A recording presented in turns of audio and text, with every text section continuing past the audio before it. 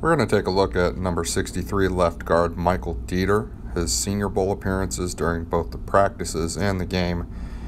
And first I want to look at the practices. I think this is sort of the lasting impression that was left in a lot of people's minds is during these practices, self-included of course, where he kind of had an up and down performance, as you'll start to see heading into this a little bit more, where some guys started to beat him, maybe started to lose his hands a little bit, get his hands outside the frame, start holding, and also kind of a couple times, as you'll see, got kind of put on his butt a few times.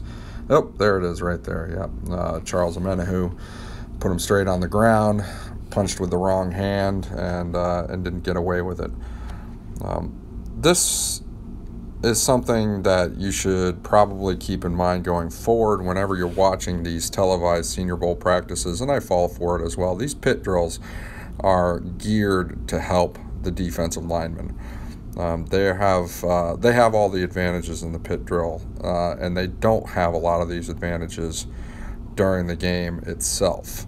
So, even though we watch the pit drills every year and we say, oh my God, he just, Byron Cowart right there just schooled Michael Deiter. In a game, that might not necessarily translate quite as well as when Omenihu puts him on the ground right there.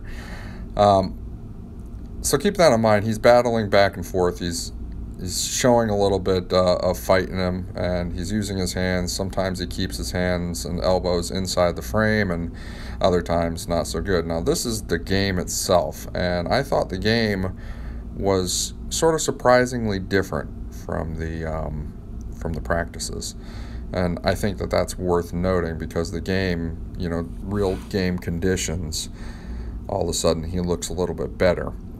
He's a guy that has an extremely long upper body, a long upper torso.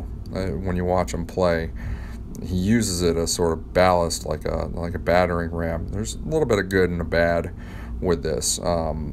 It can leave you a little bit out of control, and smart defensive linemen, I think, can use your weight being forward over your toes a little bit against you, especially if they've got really good hands.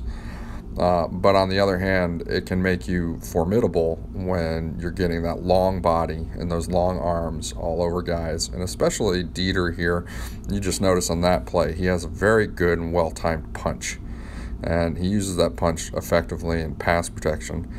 The game, he wasn't really challenged too much in pass protection because he often had help from Garrett Bradbury at center, and he was often left to block nobody or just to be a help in zone protection. But when he was challenged, he did well. He did surprisingly well in this game compared to what he did in the practices in those pit drills, which are definitely geared toward the defensive lineman. So I think as you're watching, you watch the timing of his punch and the way that he's able to use that long body and that forward lean to press up against defensive linemen and keep them from getting penetration, show anchor. But then again, you do notice over and over in the run game, he seems a little bit challenged. It doesn't seem to work out quite as well in the run game. And you see that on some of these plays here.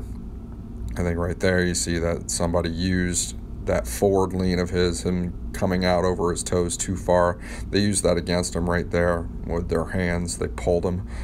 And then other times he gets out into space. He can't really find his secondary targets out there in the second level.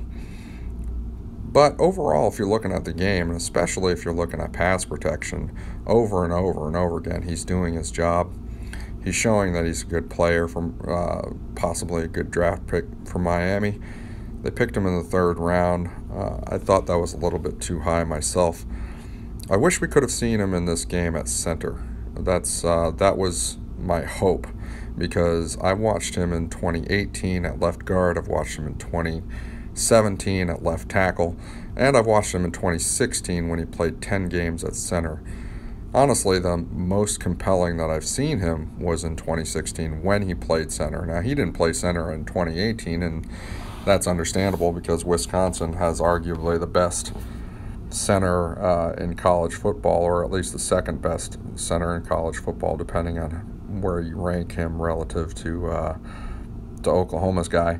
But overall, if you look at his left guard work, you kind of wonder what that length in particular, that long upper body and those long arms, can do at center, where that would be very unique for a center prospect.